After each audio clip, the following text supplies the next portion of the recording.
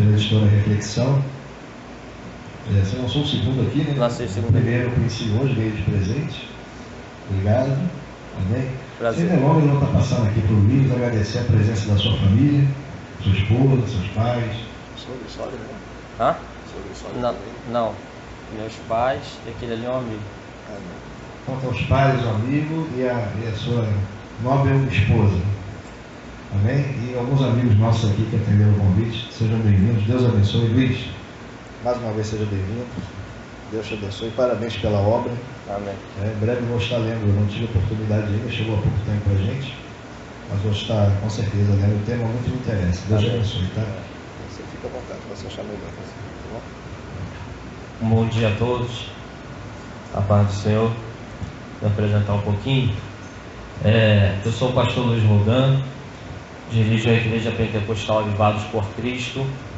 Nossa igreja fica ali em Oswaldo Cruz, pelo menos é o que o CEP diz, apesar de ninguém chamar aquela parte de Oswaldo Cruz. Estamos bem próximo ao viaduto de Rocha Miranda. Eu sou graduado em Teologia e pós-graduando em História da Igreja. E desde já quero agradecer a presença de cada um, agradecer a Deus por essa oportunidade, como também a porta que Ele abriu para que eu pudesse escrever esse livro, também a CPAD, que aqui está abrindo esse espaço, como o nosso irmão Charles, sempre simpático e sempre muito atencioso e colaborador para comigo. Também quero agradecer a editora Reflexão por acreditar no meu trabalho. Mas vamos falar um pouquinho sobre o livro. Eu gosto muito de falar sobre soteriologia, doutrina da salvação, e também gosto muito de história da igreja. Então nesse livro eu tentei juntar um pouquinho as duas coisas e acabou se formando essa obra. Eu vou trazer na palestra muito em cima do livro, em cima do tema do livro e alguns pontos do livro. Quando nós falamos sobre apostasia, é algo que não dá para negarmos, não dá para negligenciarmos, porque quando nós falamos sobre teologia cristã, é impossível você se abster do pensamento sobre a apostasia, porque a apostasia é algo muito falado, tanto no Antigo Testamento como no Novo. Claro que no Novo toma uma proporção um pouco diferente do Antigo, mas é algo muito presente.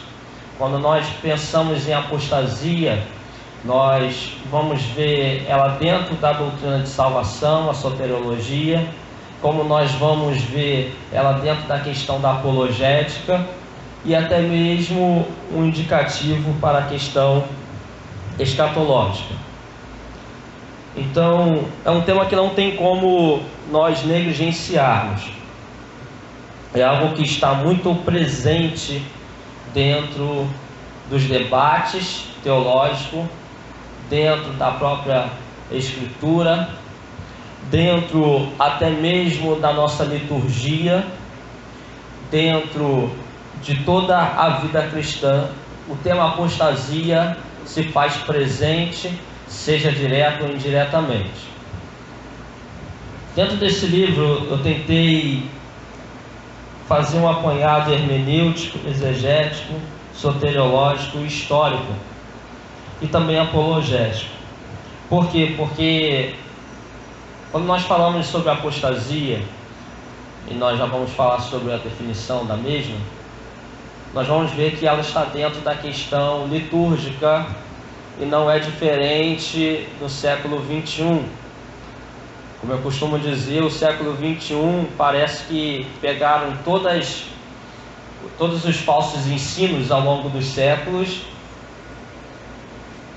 jogaram dentro de um liquidificador, bateram e derramaram no século XXI. E aqui estamos nós numa confusão litúrgica muito grande. E muitos desses ensinamentos errados, heterodoxos, ou seja, fora da doutrina bíblica, estão presentes no nosso tempo e também influenciam o povo apostatado. Mas enfim, dentro dessa situação,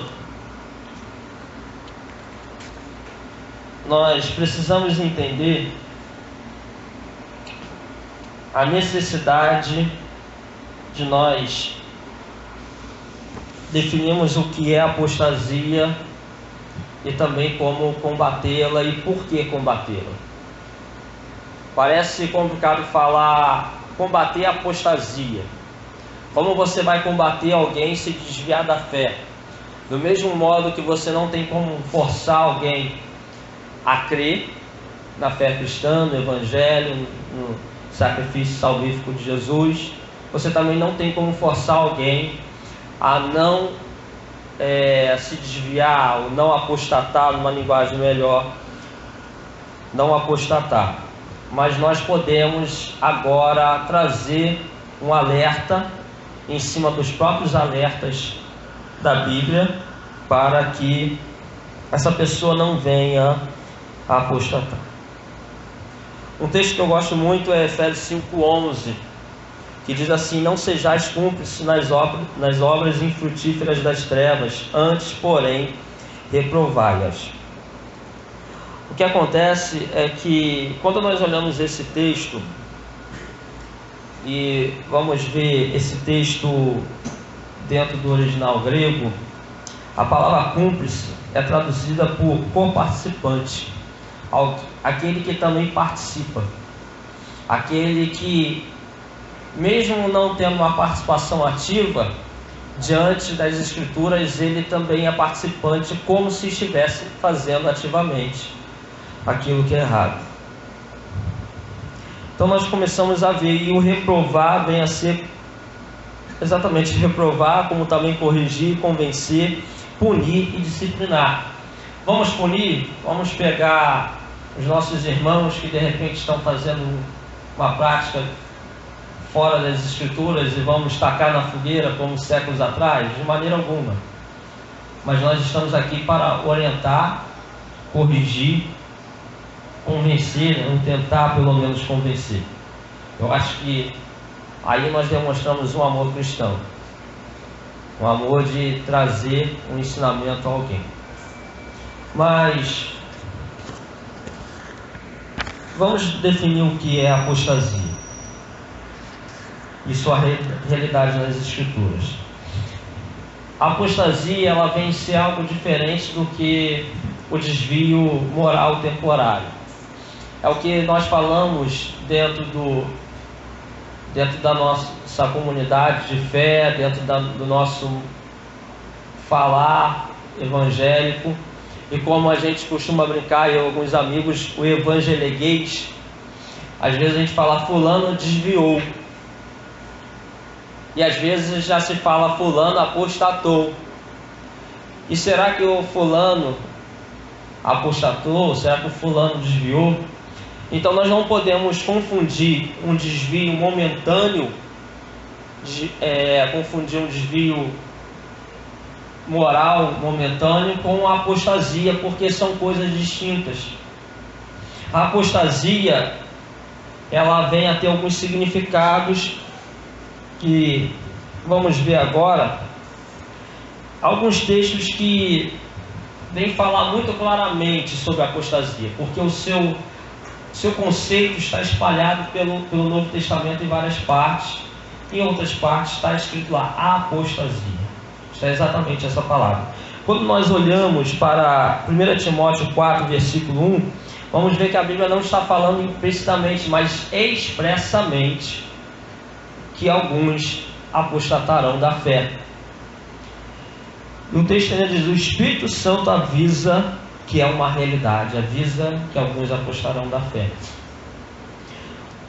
Quando nós chegamos em 2 Tessalonicenses 2:3, o texto diz o seguinte: ninguém de maneira alguma vos engane, porque não será assim sem que antes venha a apostasia e se manifeste o homem do pecado, o filho da perdição.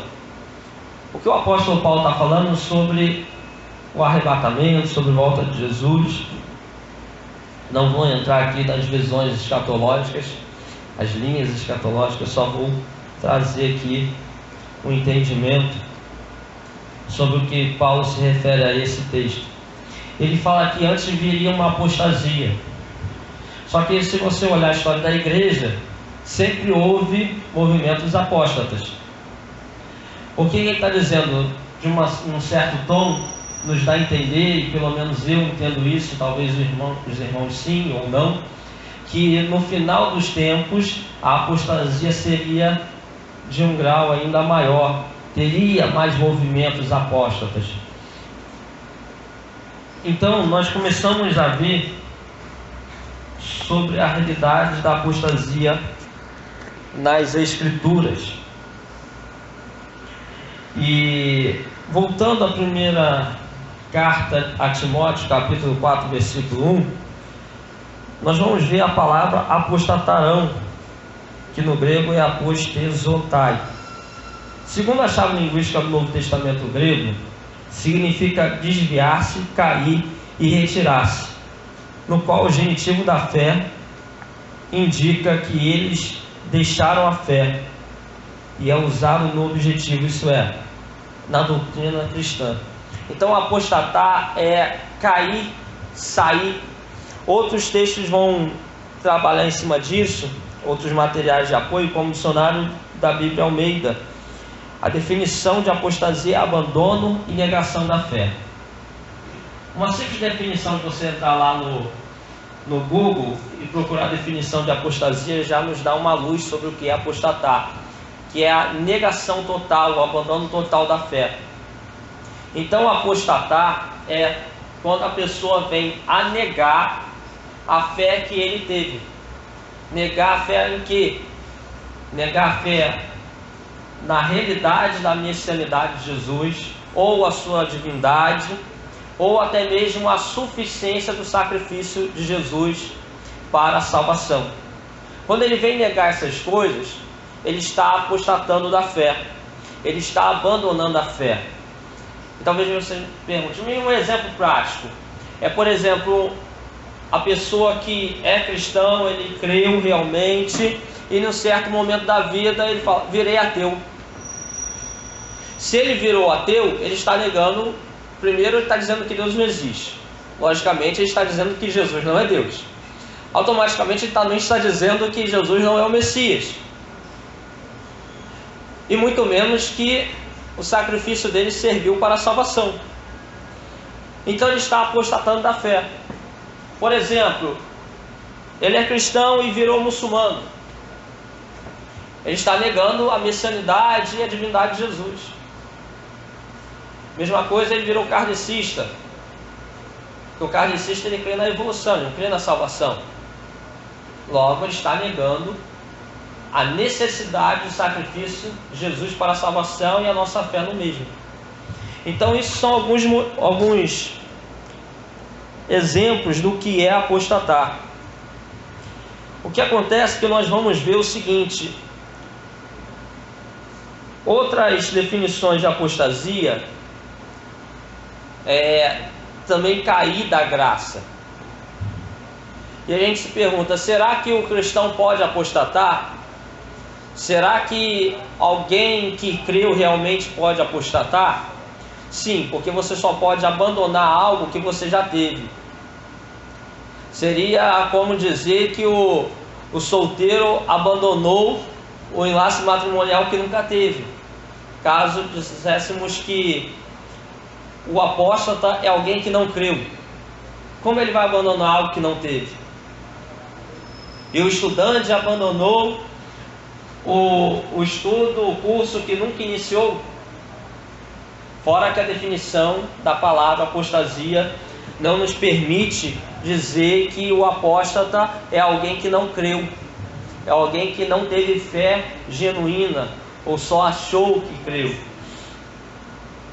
Quando nós vemos isso, nós vamos ver Paulo em Gálatas 5, quando ele pega a parte de versículo 1 ao 5, ele está falando sobre apostasia. Ele está falando que aqueles que queriam ser justificados pela lei, pela prática dos rituais cerimoniais religiosos da lei, ele vem dizer o seguinte, que esses decaíram da graça e Cristo já não lhe tem proveito algum. Proveito de quê? Salvífico, desculpa. Então Cristo já não lhe tem proveito. Essa pessoa decaiu da graça. Você só vai cair do que você está sobre. Você só vai sair do que você está dentro. Então a apostasia, ela vem a ser uma realidade.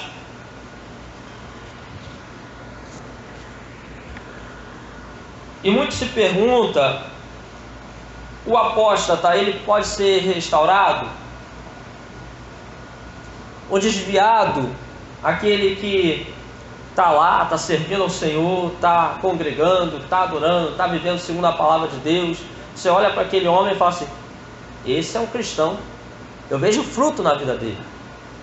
E aí, ele abandona, vai por caminhos tortuosos, fora da palavra do Senhor, mas ele não negou a fé.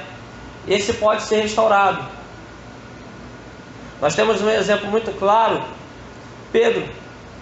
Por que Pedro nega Jesus e não é um apóstata? Porque em nenhum momento Pedro negou a divindade de Jesus. Em nenhum momento ele nega a messianidade de Jesus. Quem perguntou sobre Jesus com ele, perguntou, você não anda com ele? Eu não. Nem vi, nem sei quem é. O que ele vai negar é que ele conhecia Jesus. O que ele vai negar é que ele era discípulo de Jesus. Aquela pessoa que vem se afastar momentaneamente, ela pode até mesmo nunca ter falado, pode não ter posto um adesivo no seu carro, mas com um ato ela está negando que ela segue a Jesus. Pedro negou que seguia Jesus, e não que Jesus era Deus e o Filho de Deus, o Cristo. Então por isso o Pedro foi restaurado. Por isso essas pessoas podem ser restauradas, mas o apóstata não. E um texto que eu quero trabalhar aqui com os irmãos é Hebreus 6, versículos 4 ao 6, muito famoso dentro dessa questão. Eu vou ler aqui ele direto do interlinear grego-português. Eu coloquei aqui no livro. Eu já vou falar aqui como ele está na ordem, porque quem conhece o interlinear sabe que ele vem traduzido direto as palavras, então fica fora da ordem que costumeiramente lemos em português. Então eu coloquei na ordem do interlinear, e também tem no próprio interlinear ele já na ordem. Então eu coloquei os dois, mas vou ler aqui na ordem. É impossível, pois, que aqueles que uma vez foram iluminados e provaram o dom celestial, se tornaram participantes do Espírito Santo e provaram a boa palavra de Deus e os poderes do mundo futuro e caíram, sim, é impossível outra vez renová-los para o arrependimento, visto que de novo estão crucificando o Filho de Deus e expondo a ignomínia. Então vamos lá. Vamos analisar essas palavras no grego. Tomei como base aqui a chave linguística do Novo Testamento grego, da editora Vida Nova. A palavra uma vez quer dizer uma vez por todas. Iluminar, onde a iluminação indica que Deus dá o entendimento e os olhos da luz espiritual. Então a gente começa a ver o seguinte: o que Paulo fala em 2 Coríntios 4, versículos 3, 4, 6? Que aqueles que ainda, olha a condição momentânea, estado momentâneo, aqueles que ainda não creram porque o Deus desse século lhes cegou o entendimento e eles estão presos em trevas. Não é isso que diz lá? No 6 ele vai dizer o seguinte, aí ele continua, desculpa, no 4, para que não lhe resplandeça a luz do Evangelho. No 6 ele vai dizer que Jesus é a luz que vem resplandecer sobre o entendimento desses. Então isso é o que muitos chamam, eu também uso essa palavra de graça preveniente. A graça veio sobre ele para iluminar o entendimento, para que ele pudesse agora crer. É o arbítrio liberto, para que ele pudesse agora entender a sua condição pecadora, entender a proposta de salvação. E alguns ficam me olhando, não aqui os irmãos, mas quando eu falo proposta, que isso, tem proposta? Tem. Romanos 3, 23 ao 25. O 23 diz que todos pecaram e são carentes da glória de Deus. E o 25 diz que ele nos propõe da salvação dele. Está lá, propõe. Ou em algumas versões, proposta. Propôs, dependendo da sua versão. Efésios 1,9 também fala sobre proposta, que ele nos propôs a salvação nele, a saber, Cristo.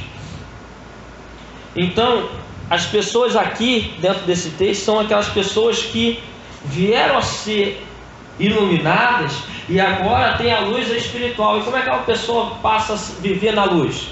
Quando ela sai das trevas. Quando ela sai das trevas? Quando ela crê. Por que a Bíblia diz que ele nos transportou do reino das trevas para o seu reino de luz? Vamos lá, as palavras tendo provado, quer dizer provar, experimentar. O verbo expressa o desfrutar real e consciente das bênçãos apreendidas em seu verdadeiro caráter. E aí pergunta, provar o que? O dom celestial. E a gente pega 2 versículos aí que falam o que é o dom celestial. Atos 2,38 e Efésios 2,8. Mas o dom é a fé? O dom ali é a salvação.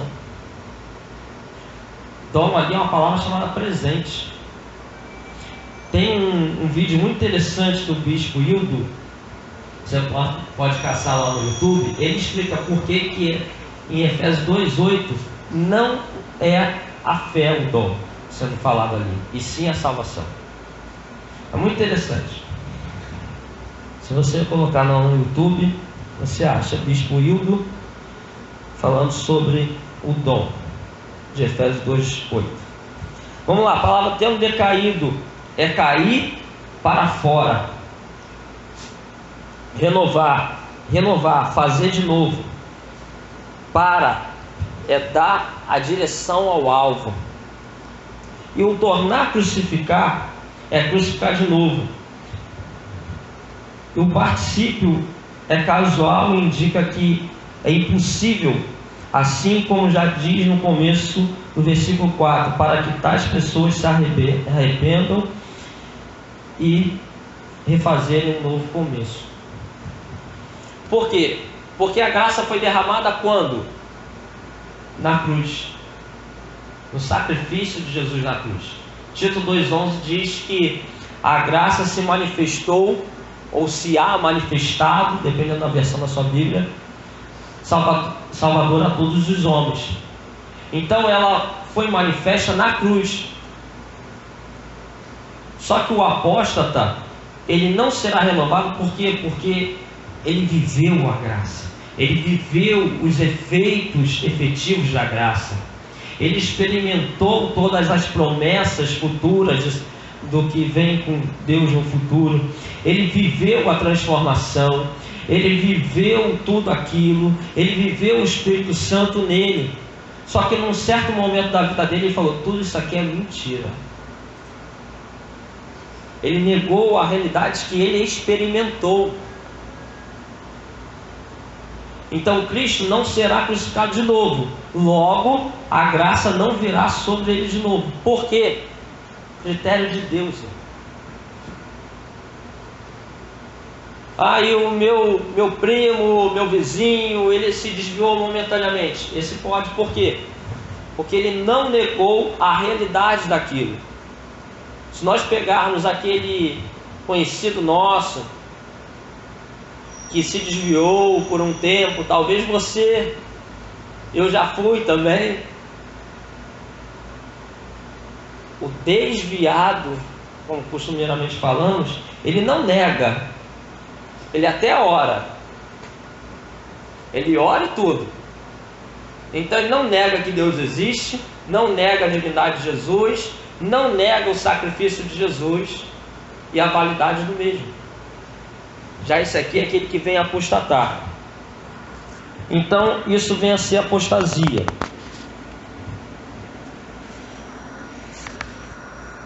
Paulo ele vai usar exemplos sobre o corpo de Cristo com membros. Você vai ter que convir comigo que nós temos muito mais conhecimento fisiológico e anatômico do que Paulo. A medicina, a fisiologia, a anatomia foi desenvolvendo, aliás, nós fomos desenvolvendo nosso conhecimento ao longo do tempo, a raça humana. E eu até coloquei aqui, eu acho que o exemplo mais indicado seria, em vez de membros, seria células. Porque quando nós pensamos nisso, aquela pessoa que creu, ela foi inserida no corpo, sim. Mas se nós usarmos o exemplo de membros, quando aquela pessoa vem a sair do corpo, imagine que ela é o braço. Aí o corpo de Cristo está sem um braço? Não, o corpo de Cristo é perfeito. Talvez nós seríamos as células. Há inúmeras células dentro de um corpo. E você vive sem uma célula. Seu corpo funciona numa boa. Quando uma célula vem a morrer, ela vem a contaminar outras. Estou falando de corpo físico, tá? Nesse momento. E o que se faz? Tem que tirar, porque aquela célula vai contaminando o outro, e daí vem o câncer. Só que essa pessoa que vem apostatar, ela mesma decretou a sua morte espiritual. Só que agora o dono do corpo tira ela. Então ela acaba sendo para fora do corpo. E se ele estiver ainda congregando lá na minha igreja? Ele está na igreja instituição, não na organismo. Então vamos lá. E a gente fica assim, peraí, Luiz, me gerou uma dúvida. O crente pode apostatar? O eleito pode apostatar? Você falou que só quem apostata é quem creu. Sim. Dentro do livro eu trabalho na visão de Armínio. Algo que vem sendo debatido mais recente. Até dentro do meio arminiano, alguns, dentro dos debates, alguns estão conhecendo essa visão agora. Armínio, ele fazia uma distinção entre o crente e o eleito. A mecânica de salvação dentro do arminianismo, quando a gente fala de eleição, ela se dá pela presciência. O que é presciência? Prognoses, ou prognóstico, se você quiser falar de uma forma mais ligada ao português. O que é isso? Conhecer de antemão, tomar conhecimento previamente. Isso está em 1 Pedro. E também em Romanos, quando fala que aquele que ele antes conheceu, então predestinou. E alguns irmãos nossos fazem uma confusão com eleição e predestinação. Não é a mesma coisa. Eleição fala de escolha. Temos aí um ano de eleição no nosso país.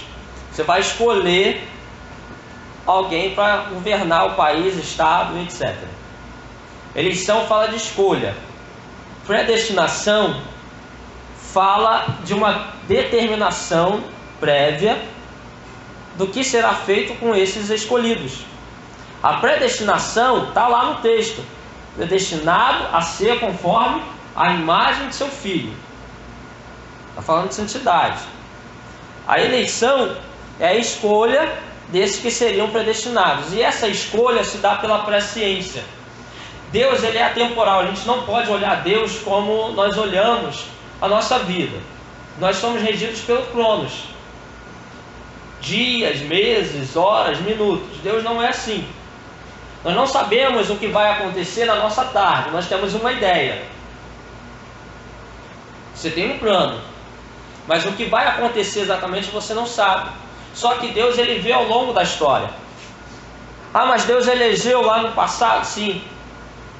Mas não foi de uma forma arbitrária. Qualquer coisa você procura lá embaixo também meu outro livro, A Dupla Predestinação é Contrária ao Caráter de Deus. Eu falo um pouquinho sobre isso. Então, o que é arbitrário? Sem critério. Deus, ele é soberano? É. Mas ele estipulou critérios segundo o seu caráter para a partir daí escolher aqueles que viriam a ser salvos. Aqueles que ele anteviu que creriam são salvos.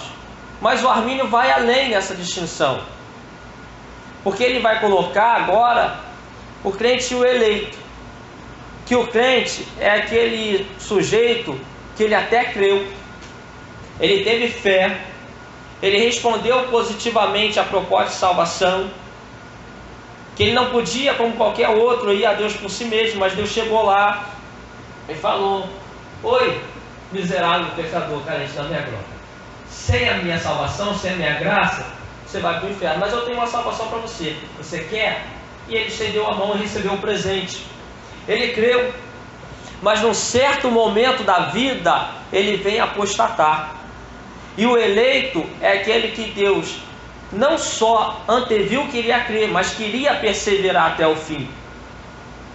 A esse Deus elegeu.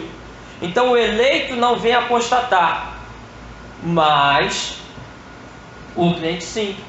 A visão de Armínio, ela entra em total concordância com a visão da presciência dentro do arminianismo.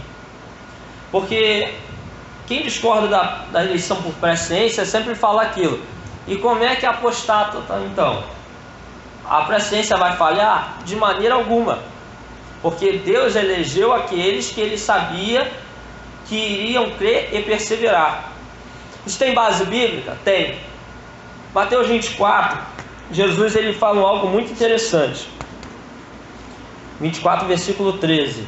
Mas aquele que perseverar até o fim, esse será salvo. Outro texto de Jesus fala é João 8,31. O texto diz que ele estava falando aos judeus que haviam crido. Jesus não ia se enganar em quem creu. Se cremos na inerrância bíblica, aquele pessoal creu. Ele vai dizer o seguinte: se vós permanecerdes na minha palavra, então verdadeiramente serão meus discípulos. Creram, mas há uma necessidade de permanência, há uma necessidade de perseverança. Um texto também que é muito claro nisso aí está em Hebreus 10. O versículo 38 diz assim: mas o justo viverá pela fé. Se ele recuar, a minha alma não tem prazer nele. Dentro desse contexto aí, o que acontece? É o mesmo capítulo que Paulo fala sobre não deixar a congregação, não deixar de congregar. O que acontecia? É uma carta aos hebreus convertidos. Esses convertidos ao cristianismo estavam sofrendo pressões dos não convertidos, pressões sociais, para que eles voltassem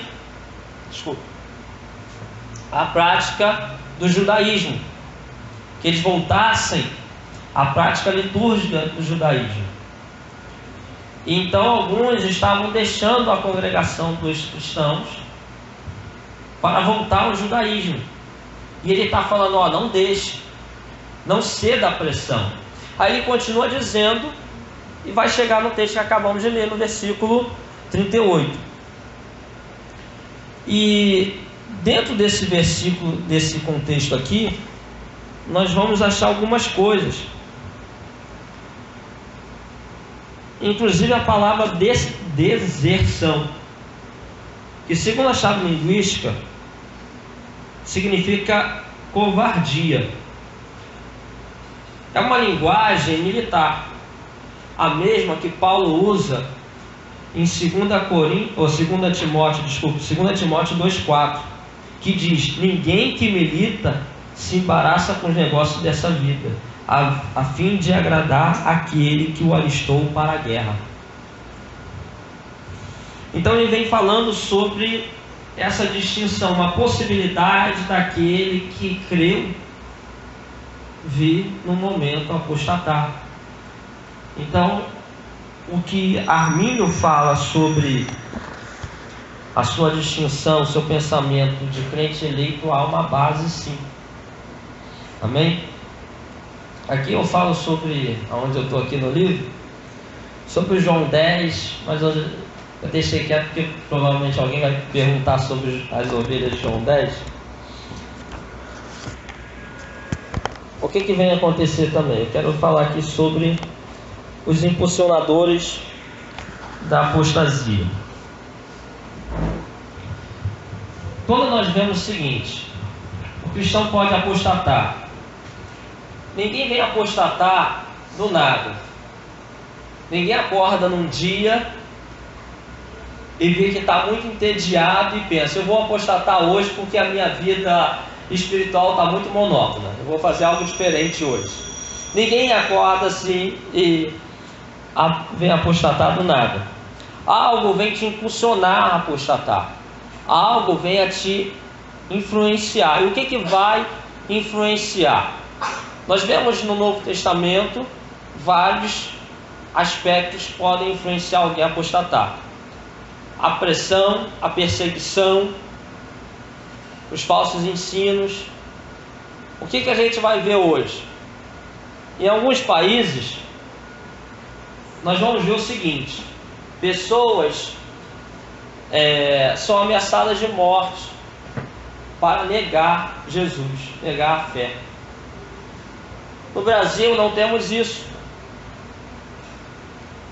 Na nossa realidade brasileira, pelo menos eu ainda não ouvi ninguém botando a história de alguém botou a arma na cabeça do outro para ele negar Jesus. Talvez um dia aconteça, talvez não. A nossa realidade brasileira trabalha em cima de outro tipo de pressão. De repente a pressão da família, você é o único cristão da sua família. Talvez a pressão dos amigos, do trabalho, enfim. Mas nós temos uma outra realidade que acaba sendo muito forte para impulsionar as pessoas a apostatar, que são os falsos ensinos. Os ensinamentos errados. Aquilo que vem a ser contrário à palavra de Deus. As doutrinas cristãs. Quando nós olhamos isso, nós vamos ver o sincretismo também faz parte. Porque tudo que é um falso evangelho, vamos pegar um caso aqui. Você tem um carro ou uma moto.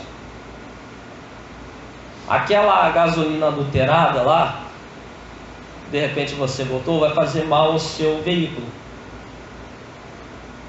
Assim é o falso evangelho. Até parece, mas não é. Vai fazer mal à sua vida espiritual. Por quê? Porque está misturado. Então o sincretismo traz isso. Um pouco de cristianismo, um pouco de judaísmo, um pouco de hinduísmo, um pouco de religiões de matriz afro, e por aí vai. Quando nós olhamos para essa questão, nós vamos ver que Jesus, em Mateus 7, ele fala sobre a porta estreita e o caminho estreito, como também a porta larga e o caminho largo. A porta estreita é a porta da salvação, a porta larga é da perdição. Só que logo em seguida, se a gente for até o 15, Mateus 7, do 13 ao 15, nós vamos ver o seguinte, que ele está falando o quê? Acautelai-vos. Acautelai-vos é o que? Se afastar. Porém, dos falsos profetas, que vêm até vós, vestidos como ovelha, mas interiormente são lobos devoradores. O maior perigo que nós temos na igreja brasileira hoje não é o islamismo. Não são as terríveis ideias socialistas, comunistas, anticristãs que tentam se espalhar. São perigosas, sim. Mas o maior inimigo é o cavalo de Troia que a gente tem dentro das igrejas. Você já deve ter visto aquele filme ou lido a história, aonde havia uma guerra entre Troia e os gregos não conseguiam ganhar por causa das muralhas de Troia, então eles falam que estão indo embora e deixaram um presente para a Troia. Um grande cavalo de madeira. Troia pega um cavalo, põe para dentro da cidade e vai dormir, festejar, etc. Os gregos estão tudo lá dentro. Quando eles percebem que todo mundo relaxou, eles saem do cavalo, matam todo mundo e destroem a cidade. Temos um cavalo de Troia nas nossas igrejas hoje. São os falsos ensinos, os falsos mestres. Olha o que Jesus está falando. Parece ovelha, mas é lobo. Porque a melhor mentira é que se parece com a verdade.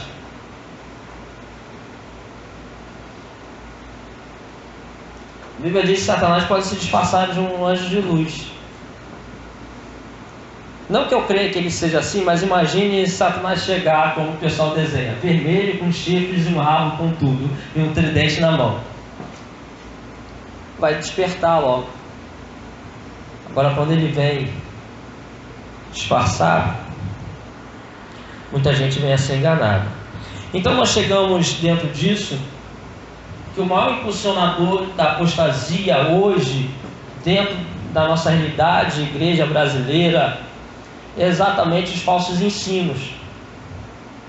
Nós temos práticas que eram sombras de Cristo, que apontavam para o Cristo que seria revelado, mas já o foi. Quando diz a lei se cumpriu em Cristo, ou seja, os aspectos culticos da lei se cumpriram em Cristo. Então quando alguém vem trazer práticas judaicas para dentro da igreja, ela está dizendo que Cristo não é mais suficiente. Tem que ter aquilo que era sombra. Tem que ter um anexo para a salvação. Isso é apostasia. Nós vamos ter pessoas negando agora a eternidade de Cristo. Que Ele não é o substancial com o Pai. Bem, se Ele não é substancial, então Ele é um outro Deus. Não uma das três pessoas da mesma essência que formam a pessoa divina, homousios, conforme Orígenes definiu. Logo, você passou a ser politeísta, se você crê que Jesus passou a existir num certo momento da história. Um Deus menor. Como, pelo que eu já ouvi de testemunho de Jeová, eles promoveram Jesus, né? Um tempo atrás, Jesus não era Deus. Agora já estão falando que Jesus é um Deus menor. Aí eu até brinquei com um dia ele vai ser promovido a Deus, hein? Na doutrina de vocês. Falei assim, estávamos numa conversa respeitosa e ele entendeu a brincadeira. Mas enfim. Outra coisa. Quando nós chegamos a situações de a própria salvação por obra, você tem que fazer isso, você tem que fazer aquilo, você tem que se vestir daquele jeito, você tem que botar o cabelo assim, ter ou não ter a barba, você tem que fazer tal coisa para você ser salvo. Até outro dia eu vi um vídeo, um absurdo. O homem falou que não existe graça, não existe salvação por graça, porque a graça não existe. Complicado. Isso tudo vai levando as pessoas à apostasia. Então nós chegamos a uma necessidade de analisarmos tudo isso, como também o próprio culto antropocêntrico. Você tira Cristo do centro do culto e traz o homem. Os louvores, né, deixaram de ser louvores e passaram a ser sempre músicas. Vinícius Couto, no seu livro O Culto Cristão, ele fala algo muito interessante sobre adoração. Ele fala: o sentido odierno do termo adoração em português tomou o rumo assimilado pelo idioma inglês, worship, cujo significado transcende a ideia de serviço e catalisa mais o sentido de atribuir mérito ou valor a alguém. Então, quando você pega, ou uma igreja local pega e só traz palavras, pregações, louvores, que o homem é o centro, a quem está sendo atribuído o valor? Ao homem. E muitas das vezes na prática a gente faz o seguinte: Jesus fica naquele cantinho ali.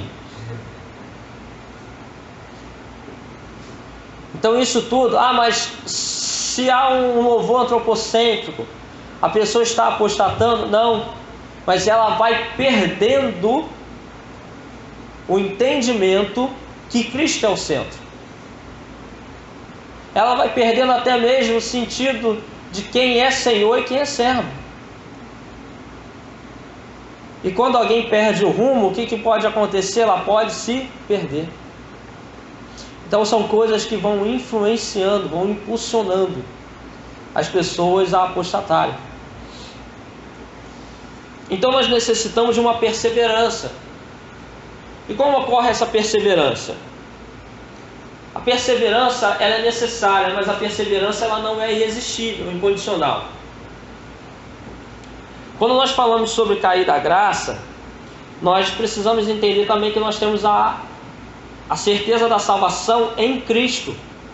A Bíblia diz que nenhuma condenação há para os que estão em Cristo. Enquanto estivermos nele, estamos salvos. A Bíblia também diz que Jesus não lançará fora nenhum que venha a ele. Imagine você na mão de Deus.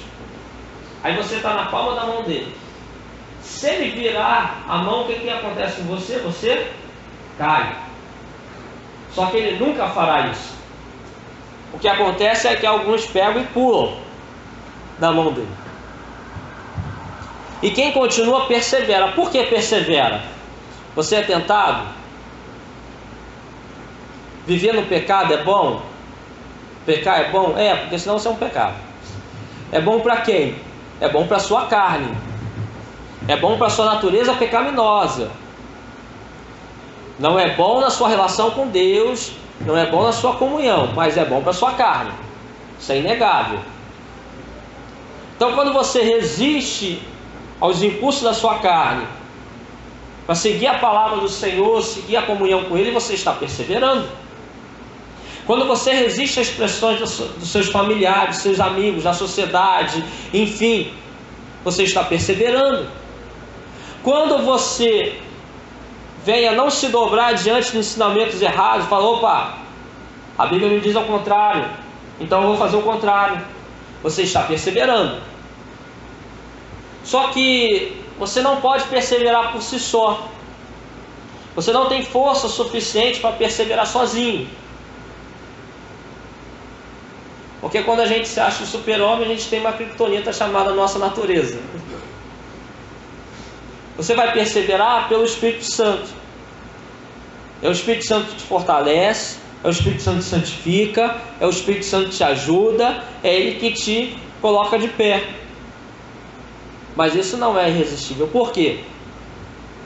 Não é incondicional, não é 100% o Espírito Santo. Não é? Como assim?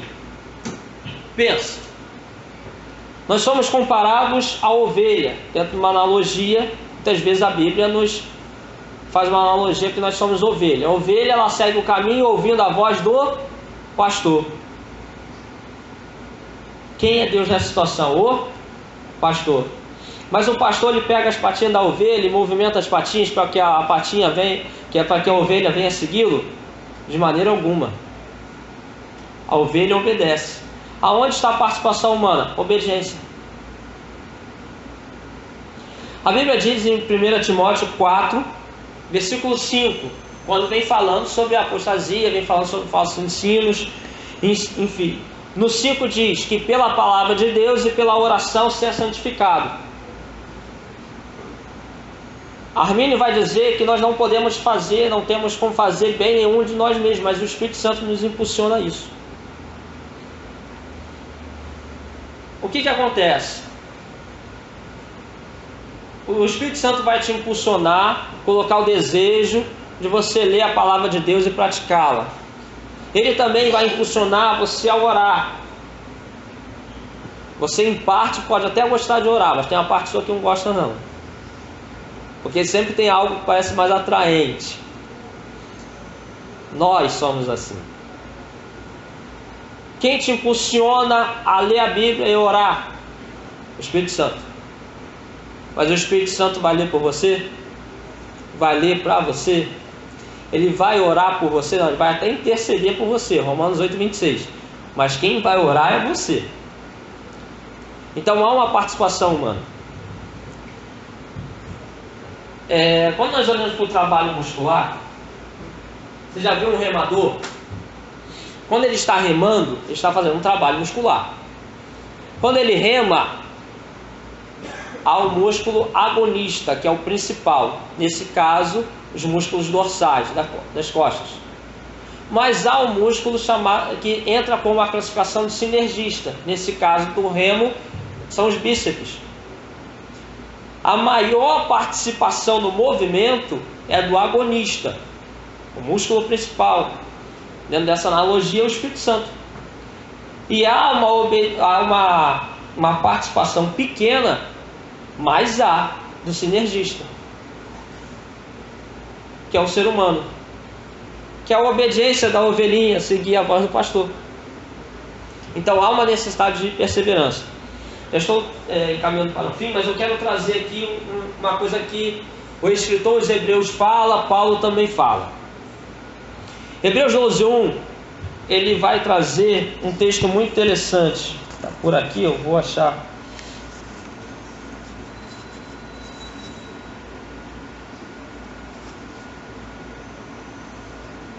Ele fala sobre estarmos numa corrida.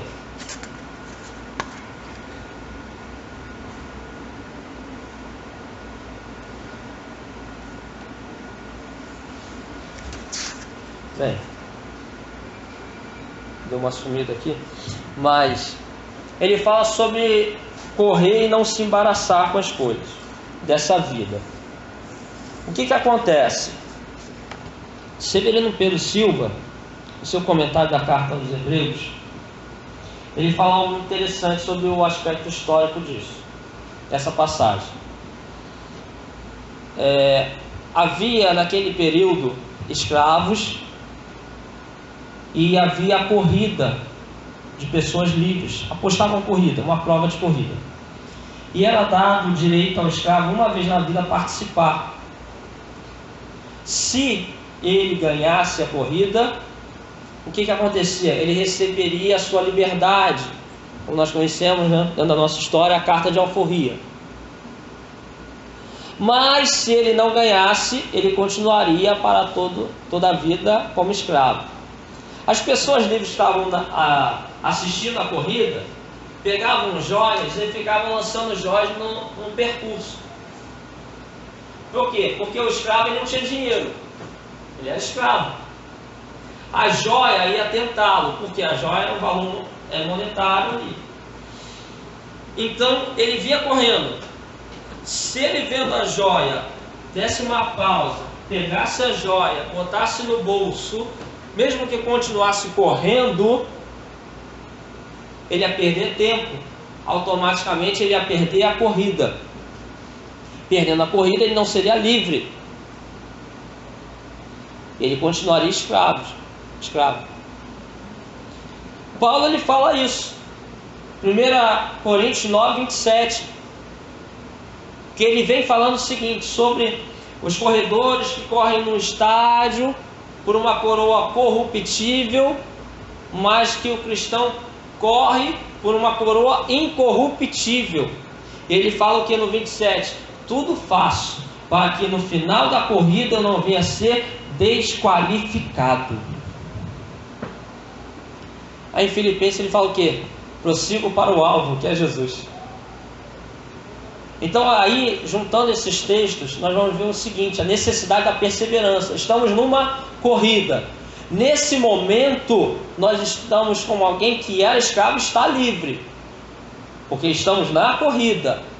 O nosso estado é livre, mas nós precisamos continuar olhando e correndo e avançando para o alvo, que é Jesus, e não nos embaraçarmos com as coisas dessa vida, porque senão nós vamos perder o alvo, seremos desqualificados para a salvação, e vamos ver que nós fomos aqueles que até creu, mas não perseverou e logo não foi eleito. Então nós chegamos a uma necessidade de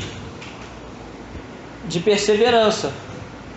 E aonde fica a minha certeza da salvação? Em Cristo. Robert Schenck, no livro Eleito no Filho, ele fala sobre a eleição corporativa. O que é o conceito de eleição corporativa? O corpo está salvo. Cristo elegeu incondicionalmente o corpo. Depois ele elege condicionalmente os indivíduos que serão membros do corpo. Ele é o que? O salvador do corpo. Efésios 5:23, uma carta eclesiológica. Outra coisa, ele é o que? Aquele que edificou a igreja. A igreja é o corpo. Jesus não diz em Mateus que ele edificou o Luiz. Diz que ele edificou a igreja. Então o corpo de Cristo será salvo, independente se eu serei ou não. E o que Robert Schenck ele trata? Ele trata do seguinte: que a eleição corporativa é que o corpo é salvo incondicionalmente, mas o indivíduo é condicional. Aquele que está em conformidade com o organismo do corpo, esse faz parte do mesmo. Porque você pode estar no corpo e não ser do corpo. Vamos usar o exemplo aqui, dentro do corpo humano. Nós não podemos ser a acne, a espinha. Até está no corpo, mas não faz parte do corpo. Tanto que o corpo trabalha para expulsá-la. Nós temos que ser quem? O dedo, a orelha, o braço, nem que seja a unha, que às vezes até dá uns problemas, mas está no corpo, é do corpo. Então ele trabalha na questão disso. Se eu estou em conformidade com a igreja, que foi chamada para quê? Para seguir Jesus, para se manter fiel, para ser santa, irrepreensível, eu estou no corpo. Se eu estou no corpo, logo eu estou salvo. Então está aí a nossa certeza. Aí a gente pega o seguinte: se eu crer por mim mesmo, eu tenho minha participação. Crer por mim mesmo não, vamos consertar. Se eu sou capacitado a crer, mas essa resposta também vem de mim, e eu também tenho participação na perseverança, não seria uma obra de maneira alguma, até porque a Bíblia coloca a fé e obras como coisas distintas. Tiago faz isso, e Paulo faz isso também em Romanos 4, quando ele fala de Abraão ser justificado pela fé. É muito claro que ele fala que fé não é obra. Romanos 4, do 1 ao 5. Então não tem como. Então, irmãos, aqui eu trabalhei em cima dos primeiros capítulos do livro, porque depois eu vou falando sobre os ensinamentos, movimentos também religiosos, políticos que adentraram na igreja, que influenciaram a igreja, ensinamentos ao longo dos séculos, de cada século, do 1 ao 21. E você vai ver que muita coisa que nós temos hoje, nós tivemos lá atrás. Nós temos judaizantes, nós temos arianismo, nós temos, de uma certa forma, um papismo em algumas igrejas evangélicas, nós temos o fetichismo, que é atribuir poderes sobrenaturais a elementos. Por exemplo, se eu chegar aqui e falar que esse é o microfone ungido, e que se você esfregar no seu rosto, você ficará curado. Então é isso. nós temos gnosticismo. Gnosticismo, nós encontramos gnosticismo.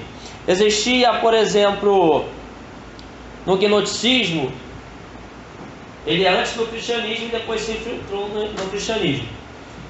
Um século antes de aparecer o cristianismo, existia uma parte do gnosticismo que chamava religiões de mistérios, porque eles tinham as suas reuniões públicas, mas eles também tinham uma reunião que era privada só para os membros, principalmente os iniciantes.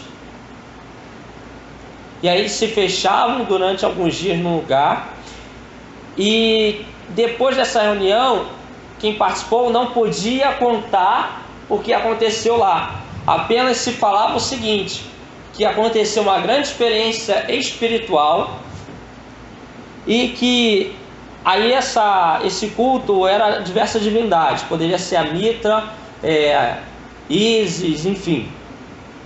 Então aquela pessoa que ia cultuar o pseudo-deus X, ele falava o quê? Que ele teve uma experiência espiritual, que ele viu a sua divindade face a face. Entendeu? A gente tem isso. O chamado encontro com Deus, a origem é gnóstica. A ideia de ver Deus face a face vem de lá. A ideia de se trancar no lugar vem de lá. O hinduísmo está dentro desse movimento também, dentro do movimento que a gente vê hoje do jedusismo. Nós temos outras crenças dentro do G12. Nós temos hoje a própria materialização da fé, que tudo tem que ser palpável. Se não tem um negocinho para despertar a sua fé, a gente fala, o que houve com Deus nesse negócio? Para despertar a nossa fé. Ele é o autor da fé.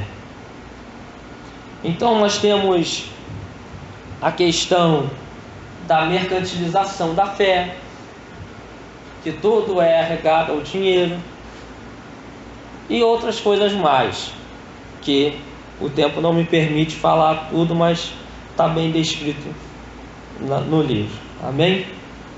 Eu agradeço a oportunidade, agradeço a Deus, a CPAD, a reflexão, ao Charles, e espero que tenha sido proveitoso aos irmãos essa visão sobre a apostasia dentro da visão de Armínio. Você encontra isso nas obras de Armínio, volume 1. Ele traz essa visão sobre o crente e o eleito, principalmente naquela parte que ele está falando sobre, ele está respondendo perguntas, questionamentos. Amém? Obrigado.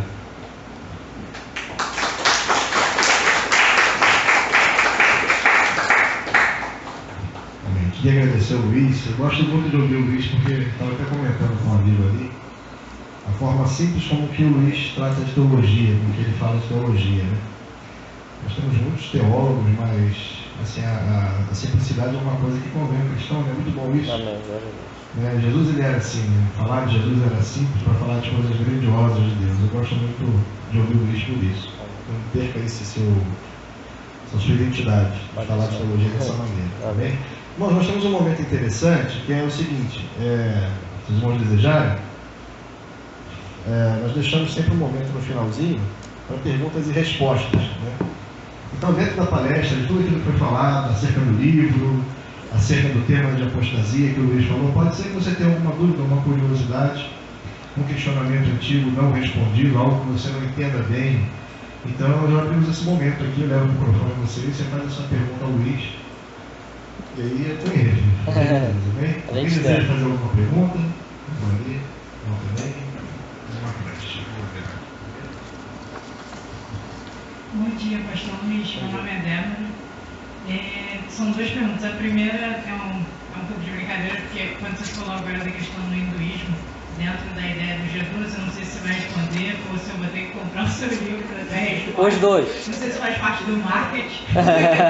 Também. E a segunda, se você puder responder, obrigado, se não, tudo bem. A segunda pergunta é em relação a quando você estava falando da questão dos falsos profetas dentro da igreja. Você tinha colocado a questão do socialismo e da linha marxista como algo perigoso, mas você de algum modo não colocou isso como hipótese dentro dos falsos profetas.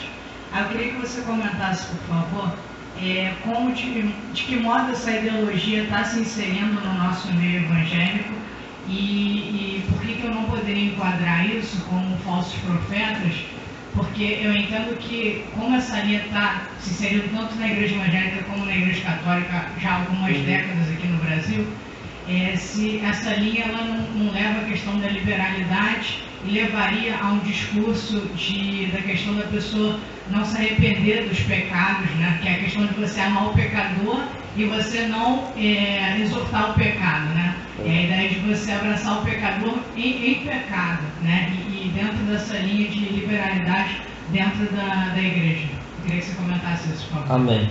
A primeira é onde está o hinduísmo dentro do G12? O hinduísmo ele trabalha com mantra. O que é um mantra? Quando você ficar repetindo a mesma coisa ou ouvindo a mesma coisa o tempo inteiro,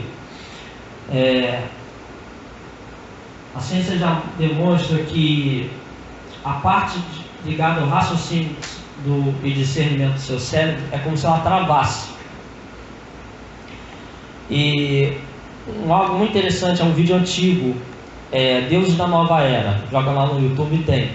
Aí fala sobre o hinduísmo. O que acontece? Por que eles ficam mandando o pessoal ficar repetindo mantra? Tem até o Hare, Krishna, Krishna, Hare, não sei direito não, minha mulher que sabe. Então, mas é quase isso. Então, aí a pessoa fica, e eles mandam repetir, principalmente quando eles questionam. Não, eu vou responder a sua pergunta, mas vai lá, recita o mantra um pouquinho, depois você volta.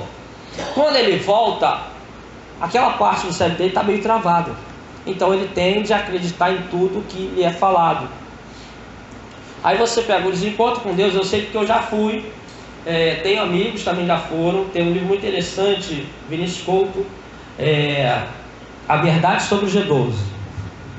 E ele esteve dentro, aí ele começou a ver e saiu fora do ministério que estava nisso. Hoje ele está na igreja Nazareno. Ele escreveu sobre as questões do G12.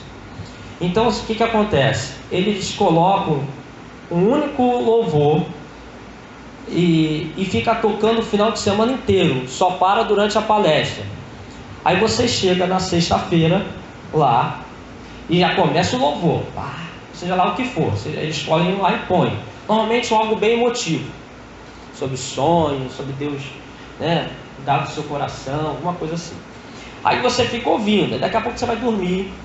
Chega no dia seguinte, você acorda para tomar o café, o que está tocando? O mesmo louvor. Aí vem as palestras. As palestras normalmente têm um intervalo entre elas. Aí o que toca? Aquele louvor. Durante isso, você só está ouvindo aquilo. E você tende a acreditar em tudo que está acontecendo ali. E muitas coisas são ligadas ao emocionalismo, também tem algumas coisas. E você não percebe. Tem o seguinte também de você pedir, falam que você tem que escrever todos os seus pecados, você já é cristão, os pecados da sua vida inteira. Então, o pecado da minha vida é o quê? Que eu fiz antes de ser cristão já foi perdoado. Eu me arrependi, Jesus perdoou, a Bíblia me garante isso. Mas eles falam que você tem que escrever seus principais pecados da vida inteira, escrever num papel e jogar numa fogueira. E você vai lá e faz, porque tu não está raciocinando. Depois que tu, quando volta, Jesus, era só falar que era só fazer uma fogueira. Não precisa nem morrer na cruz, né? Se aquilo fosse verdade. Se eu penso, porque peraí, cadê o sacrifício de Jesus? Caramba, eu joguei o papelzinho na fogueira. Eu participei do negócio. Porque na hora você não pensa. Então aquilo ali funciona como um mantra. E a ciência vai dizer o seguinte: que a gente pode pensar, mas não é um louvor? Mas a ciência pode ser o louvor, pode ser a música do Planet Hemp, pode ser uma frase, pode ser o que for. Pode ser um funk aí, mas vai virar um mantra, porque aquilo fica, só aquilo na tua cabeça, aquilo trava o teu cérebro. E isso aí vem do hinduísmo. A segunda era a questão do socialismo, comunismo, marxismo. O que acontece? Quando nós falamos de falsos profetas, eu falo sobre a teologia da libertação e a sua irmã mais nova, né, que é a teologia da missão integral. O que acontece? Quando nós falamos de falsos profetas, nos remete muito a pessoas. A gente tem pessoas dentro desse movimento, dentro do cristianismo, que difundem esse pensamento mas no livro eu coloco movimento, para não ficar, são alguns, porque a gente, não são só alguns que estão difundindo isso, porque se a gente for olhar bem, é um ensinamento errado, sem dúvida, eu descrevo isso, então eu coloco como um ensinamento errado, uma distorção do Evangelho, só não uso as palavras falso profeta, eu coloco falso ensino, entendeu? Porque acaba que há todo um movimento político, de uma certa forma religioso, porque se adentrou, né? Usa-se o Evangelho, descaracteriza a questão da salvação. A igreja tem um papel de assistencialismo? Tem, mas como segunda obra. O primeiro é o espiritual. E aí eles invertem isso e traz uma questão da... Eles estão muito ligados, você falou muito bem a questão da liberalidade, né? A teologia liberal. A gente tem os teólogos liberais e são quem apoiam isso e vice-versa. Então, eu acabei denominando como movimento e não como falso profeta, mas falso ensino, entendeu? E isso acaba influenciando porque não traz uma palavra sobre arrependimento, não traz sobre salvação. A ideia é que você tenha uma vida melhor, que está dentro do Evangelho, tá, mas como uma consequência ou uma segunda obra, vamos dizer assim. Dentro do que você falou, vou finalizar para poder passar para outra pessoa, esse falso ensino levaria à apostasia? De uma certa forma, sim, porque pode influenciar. Por quê? Quais são as ideias hoje difundidas? Aborto, eles defendem, casamento homossexual,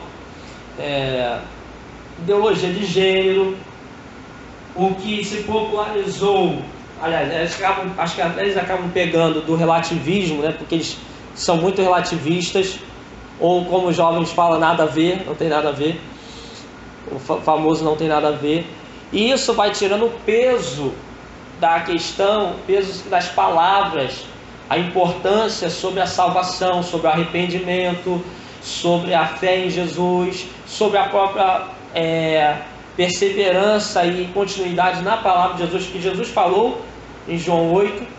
Então acaba que vai influenciando. E não dá para dizer assim, eu sou um seguidor de Jesus, mas eu faço um monte de, creio, apoio, um monte de coisa que é contrário a ele. Então a gente pensa, Deus é soberano? Ele é soberano para dar e tirar a vida. As palavras que nós temos sobre morte por exemplo, alguém vem a fazer um mal a você, vem te matar ou fazer outra ruindade contigo, e você se defende e mata o sujeito, legítima defesa. Ou alguém da sua família, você defende essa pessoa, né? Da sua família, você defende. E defesa de terceiros. Mas que legítima defesa existe em matar uma criança no ventre? Ele tomou essa pessoa, essa mulher, ou até o homem mesmo que influenciou, botou pressão para ela abortar. Ela falou o seguinte: não quero saber da sua soberania, Deus. Quem decide aqui sou eu. Ele atenta contra a soberania de Deus. Entendeu? Porque é a mesma coisa de eu sair por aí, pegar uma arma e sair atirando todo mundo lá fora. É a mesma coisa que que uma mãe abortar um filho, né? Obrigado.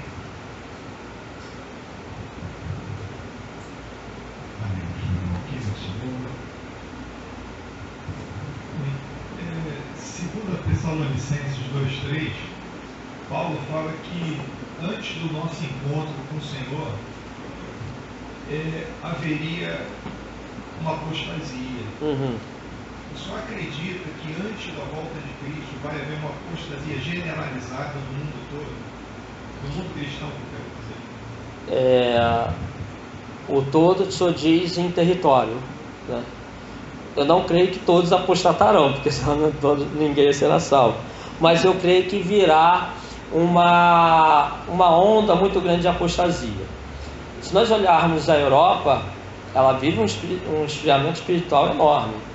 Está virando um celeiro de ateísmo, e também com os muçulmanos indo para lá, o islamismo está crescendo de uma maneira muito grande. Os Estados Unidos está indo pelo mesmo caminho, E muitas igrejas na Europa estão virando bares, boates e até mesmo mesquitas. Então nós vemos um aumento da apostasia. Por exemplo, eu sou pastor de igreja. Na década de 90, eu nasci em 85, então eu era uma criança. Mas eu lembro um pouco da década de 90. E às vezes eu passei, eu queria dirigir a igreja na década de 90. Porque você via as pessoas eram mais firmes, as pessoas eram mais compromissadas, as pessoas tinham mais fervor pelo Senhor, para estar no culto. Hoje parece que assim, se não tiver nada para fazer, eu vou no culto. Isso é uma questão de valorização. Acaba que vem sendo um esfriamento. E quando a pessoa... mas ele esfriou, mas não apostatou. Verdade. Mas um esfriamento pode abrir portas para uma apostasia. Então, eu creio que a gente já está vivendo uma parte dessa apostasia dos últimos tempos. Não estou dizendo que Jesus vai voltar na nossa geração, tá? Mas a gente vê alguns indícios que essa apostasia está crescendo. Ele me chamou também em Lucas 18, 8, ele diz assim: quando porém vier o Filho do Homem, porventura achará fé na terra. Fala de apostasia. Fala disso. Porque muitos vão esmorecer. Um livro muito interessante, ele é difícil de achar, A Próxima Cristandade. É até um livro muito interessante, muito engraçado, porque eu comprei na lua de mel, né? O pessoal, pô, tu foi comprar livro na lua de mel? Aí, tava eu e minha esposa, a gente estava passando, tinha uma barraquinha, ela, olha amor, uma barraquinha. Aí ela comprou para ela, eu comprei esse, que é A Próxima Cristandade. O escritor, ele é católico, o livro é de 2000, e ele faz um apontamento de como estaria o cristianismo mundial 10 anos depois, no caso 2010. E ele até comenta que os outros analíticos apontavam para uma outra direção, e ele é o único que aponta para esse lado, segundo a fala dele. E aí, e pior que o que ele está falando, você vê, caramba, está tudo acontecendo. Ele fala sobre o terceiro mundo acabar indo mais para o lado do cristianismo, e que a gente vê um crescimento do cristianismo na África também, mesmo com a perseguição islâmica. E enquanto o primeiro mundo, o hemisfério norte, teria um esfriamento. E nós estamos vendo essa situação, nós estamos na década de 2010. Né? Então é muito interessante esse livro, e que aponta realmente para uma certa apostasia em muitos lugares. Né? E talvez seja meio difícil Deus, não difícil para Deus, mas difícil mal de falar, tem uma diminuição da fé em muitos corações. Né?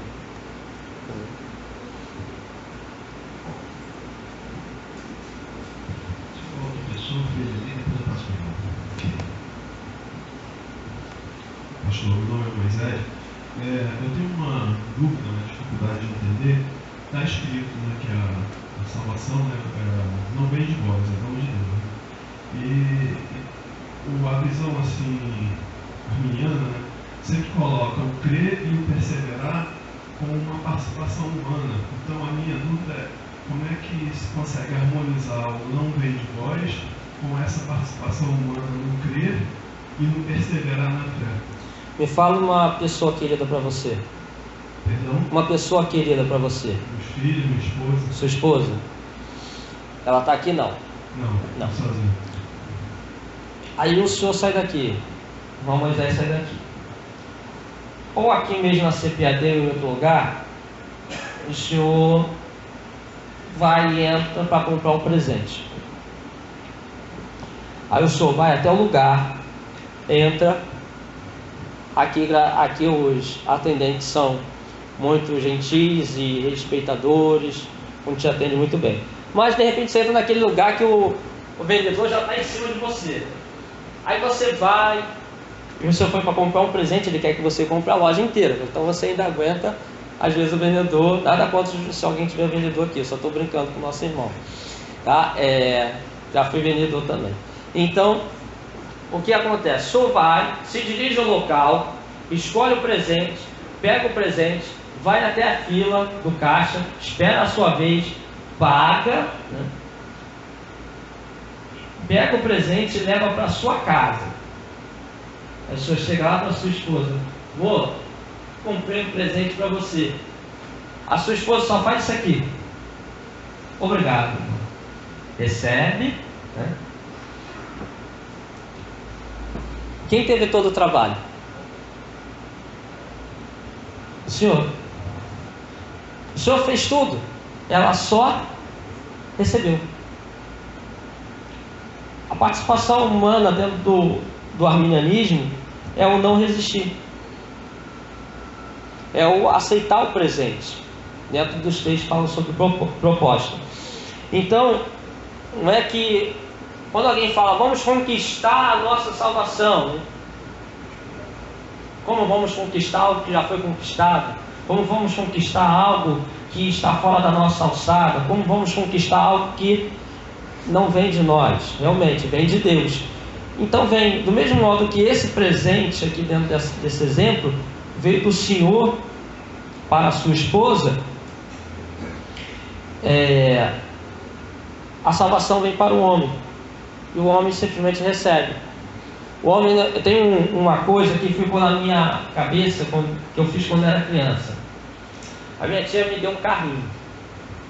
Ela veio cheia de amor para dar um carrinho. Só que eu queria a bola. Eu tinha 300 bolas e queria mais uma. Então, eu queria a bola. Aí ela me deu um carrinho. Eu fiquei revoltado e pisei no carrinho. Meu pai falou assim: não faça isso. Não faça com os outros se eu não gostaria que fizesse com você. Ela te deu um carrinho, ela te deu com amor. Quando a gente resiste à graça, é quase eu lá pisando no carrinho. Quem deu o carrinho foi ela. Quem comprou o carrinho foi ela. Ela fez todo o trabalho. Aí eu falei, não quero, eu quero a bola. Então, quando nós resistimos à graça, que há diversas passagens sobre essa questão de existência da graça, nós estamos simplesmente falando que não queremos o presente. Quando nós aceitamos, nos rendemos a ela, nós estamos dizendo que queremos.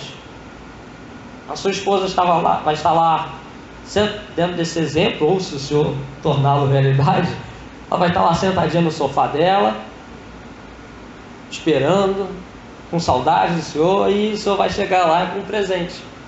Ela só vai receber. Então não há a participação, o sinergismo evangélico, o sinergismo, ou como alguns usam essa palavra, como Roger Olson usa essas palavras de sinergismo evangélico, e o sinergismo dentro do arminianismo, que não tem nada a ver com o semi-pelagianismo, é simplesmente a receber a graça. E a parte da perseverança é que você vai perseverar. Aqui eu não li, mas as falas de Armínio são muito claras sobre isso. Você vai perseverar porque o Espírito Santo está trabalhando em você, te santificando e te capacitando para que você venha a desejar o que é bom, venha a fazer o que é bom, que é o exemplo lá de simplesmente ouvir. O pastor vai chamando as ovelhas e vai direcionando. Então, nosso sumo pastor, ele vai nos direcionando pela palavra de Deus e através também do Espírito Santo, e nós só vamos obedecendo, nós só vamos seguindo. A nossa participação, no caso da ovelhinha, é só mexer a ovelhinha vai mexendo as patinhas para ir seguindo a direção que o pastor vai direcionando. Consegui ajudar um pouco?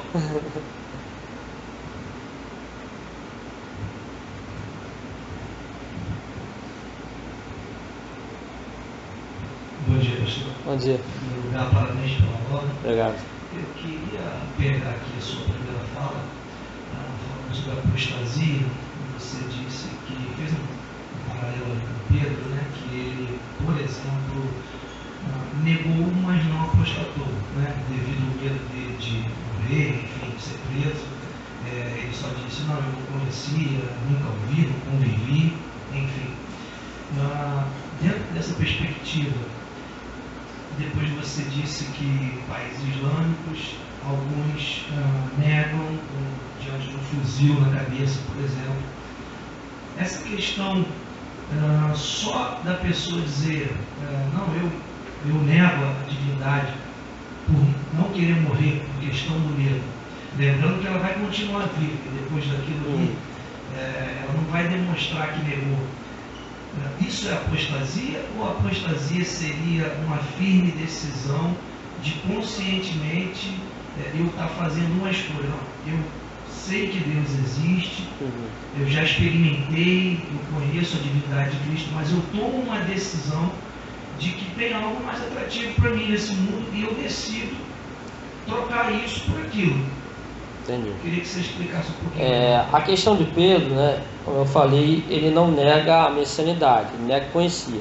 É de repente você pegar um jovem e ele está lá na faculdade ou no colégio de ensino médio, hoje se chama ensino médio, e os amigos, né, vamos pegar até os adolescentes que acaba acontecendo, ele está lá no ensino médio e começam a zombar dele, e ele fala: não, eu não sou evangélico não. Ele negou o quê? Que segue Jesus. É mais ou menos o que Pedro fez. Na questão do país islâmico, eles pedem para você negar a fé e virar islâmico. Então ele vai negar a messianidade de Jesus e falar que crê em Alá. O texto de Hebreus 10, ele trabalha nisso. Por quê?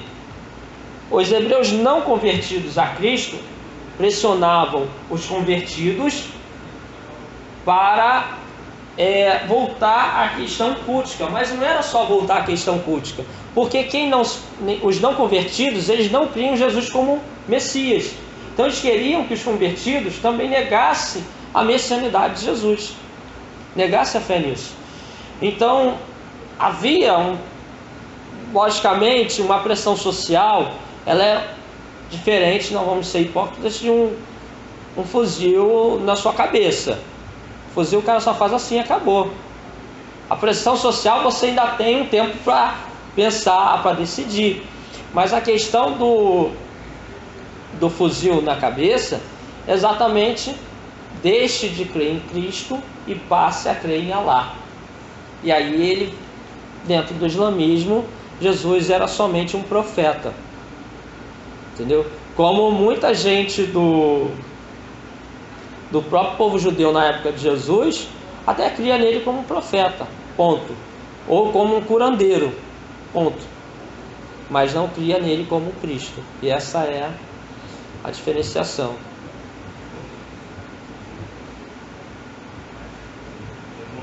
Bom dia. Paz. Meu nome é Pedro.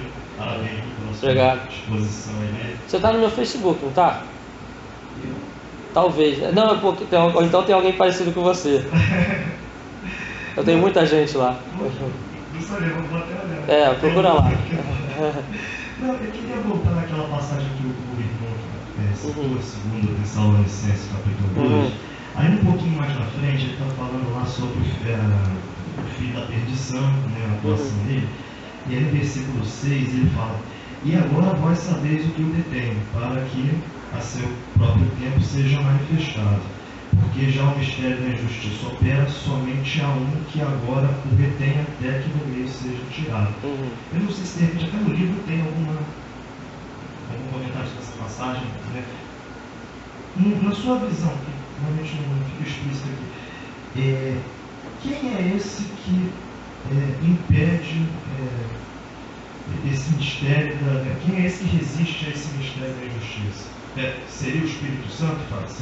Os mais estudiosos sobre escatologia vão apontar pelo Espírito Santo. Há um sentido nisso. Sabe que muita coisa dos sacrifícios no Antigo Testamento apontam para situações espirituais da igreja. Os sacrifícios, eles tinham que ter sal. Sem o sal, Deus não manifestava a sua presença nem recebia o sacrifício. Quem é comparado ao sal da terra? A igreja. Então, dentro de uma visão pré-tribulacionista, no sentido da igreja ser arrebatada antes da tribulação, a igreja sendo arrebatada, não há mais o sal. Logo, a presença de Deus na terra não se fará presente.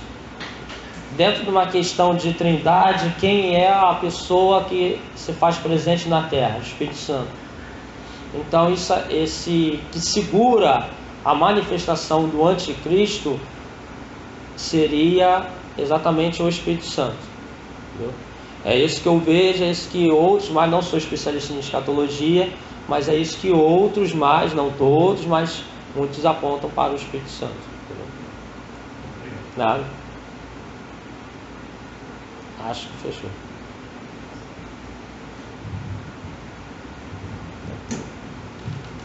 Bom dia, Pedro. Bom dia. Obrigado. Queria fazer duas colocações, com base aqui em Efésios, eu acho, se não me engano, 5:11. Esqueci, como lá vem uma pergunta, não? E também você falou sobre essa questão da apostasia, né? Algumas coisas estavam lembrando da apostasia, não é só um efeito, são vários motivos. E também a questão da falta de questionamento. Eu queria só colocar da seguinte forma. Tem igreja, você falou que buscam a questão do enriquecimento, né? E como um cristão, assim, devia questionar esse tipo de coisa. Por exemplo, a Bíblia fala em Ageu que foi um ordenamento de Deus que enquanto a casa dos seus estava desforrada, né, a casa dos cristãos fiéis estava amarelada. Não era o momento da casa estar amarelada enquanto. Né, então eles trouxeram os donativos, e acabaram abastecendo a casa de Deus. Naquele momento. Mas teve um momento que o próprio Deus pediu para que o parasse. Mas só que a gente não vê o profeta de hoje, os pastores pedindo para parar. Eles estão sempre fazendo mais e mais e mais.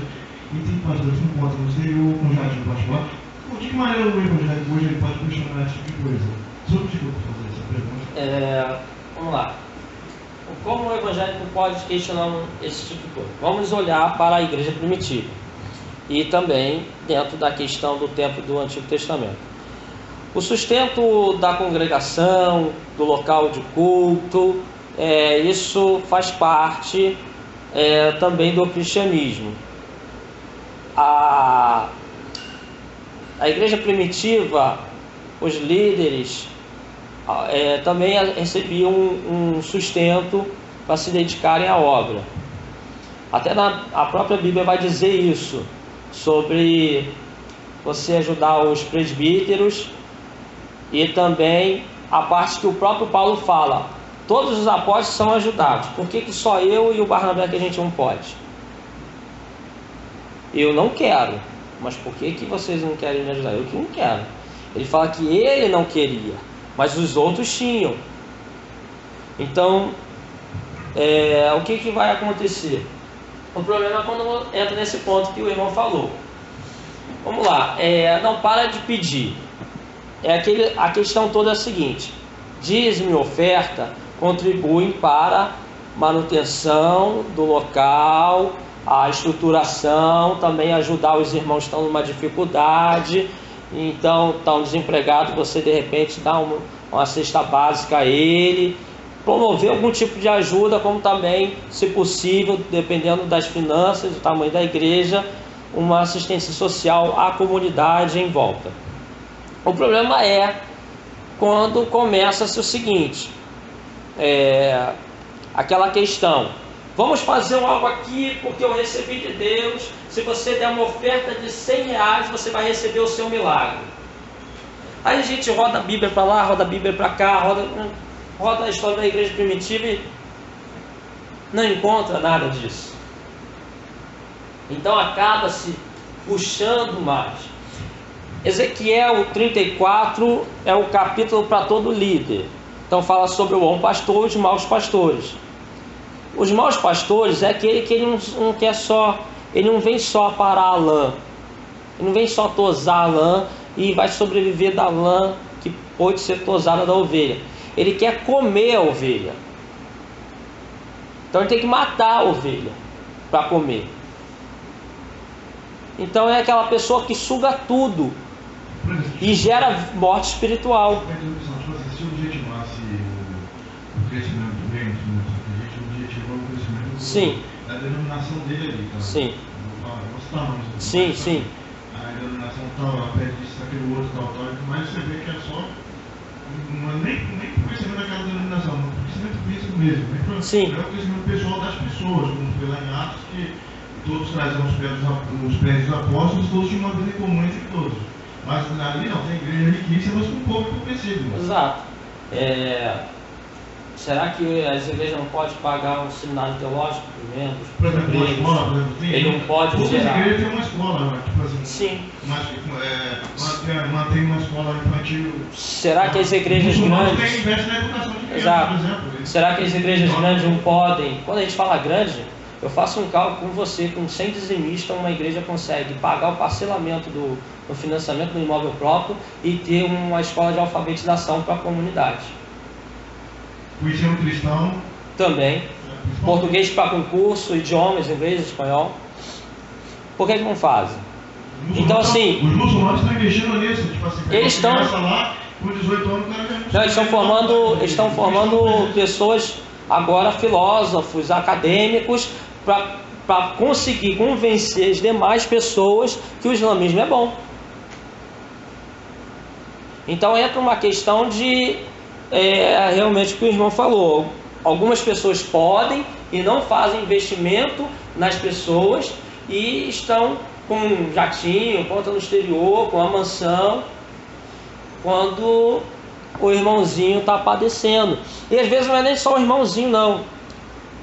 Para que o pastor dirigente ele tem que ganhar 20 mil e o auxiliar não ganha nem um vale transporte?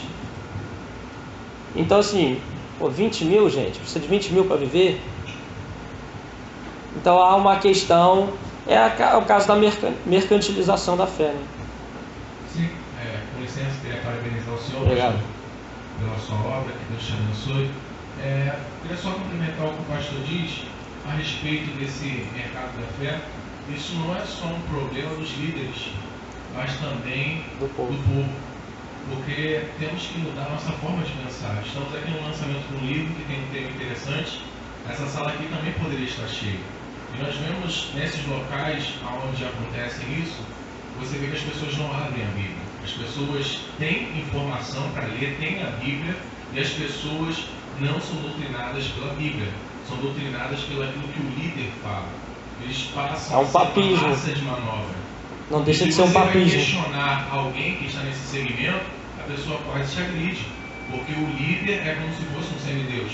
Infelizmente isso está acontecendo. Ou nem semi, né? Às vezes já é até Deus. Já. Quase no mesmo patamar.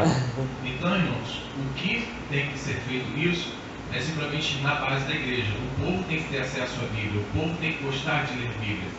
Eu acho que se todos tiverem um conhecimento básico, não vão ser enganados, não vão ser explorados. Porque Paulo ele ressaltou muito bem a igreja de Bereia.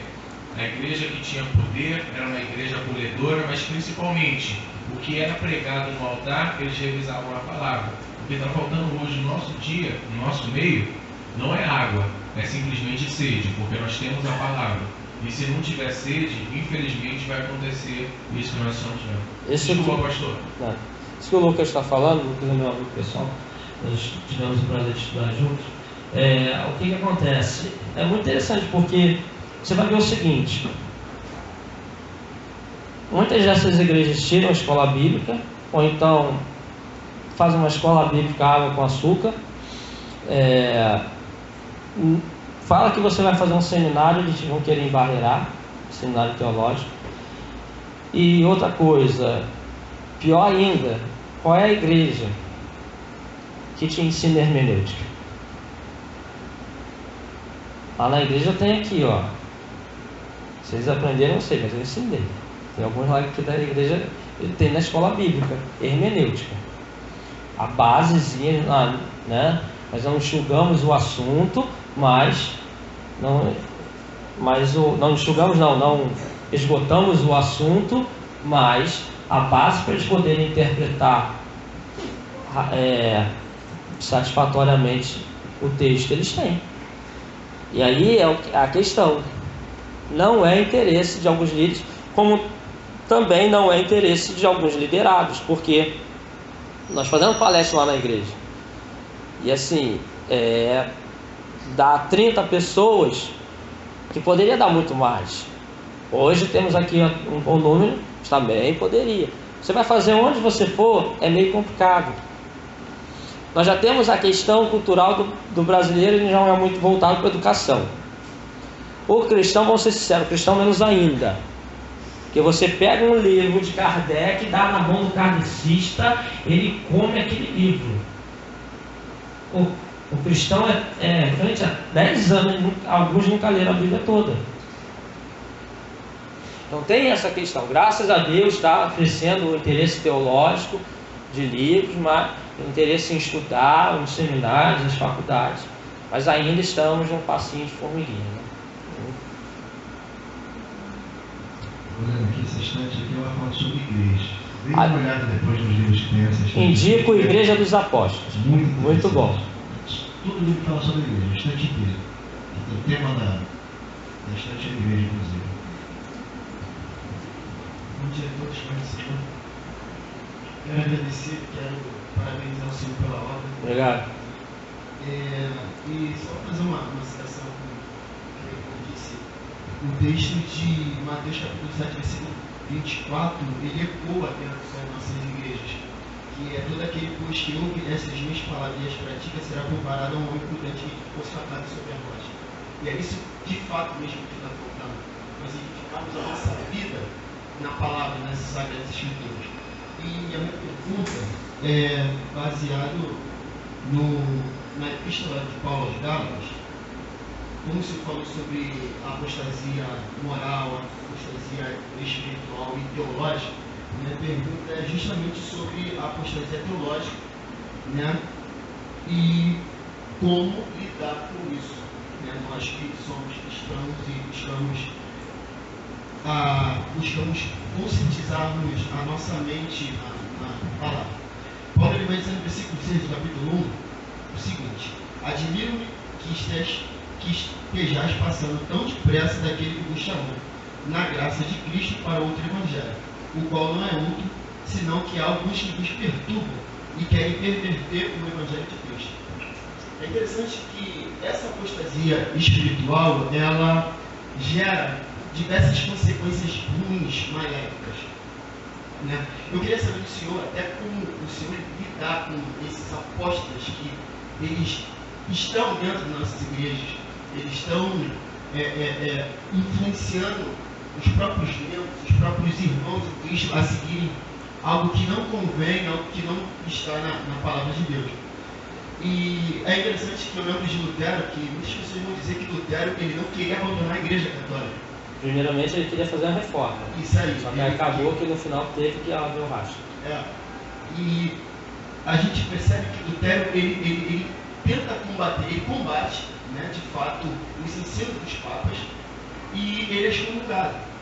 Agora, assim, como nós, cristãos em Jesus Cristo, como nós podemos lidar com essas pessoas que estão dentro dos nossos cultos, como o senhor disse, faz parte do corpo, né? Estão ali influenciando as pessoas a abandonarem o verdadeiro evangelho, como está aqui em Gálatas. Como nós temos que lidar com isso? Será que nós deveríamos, de alguma forma, primeiramente dizer que nós deveríamos exortá-los a abandonar essas práticas, essas funções, né?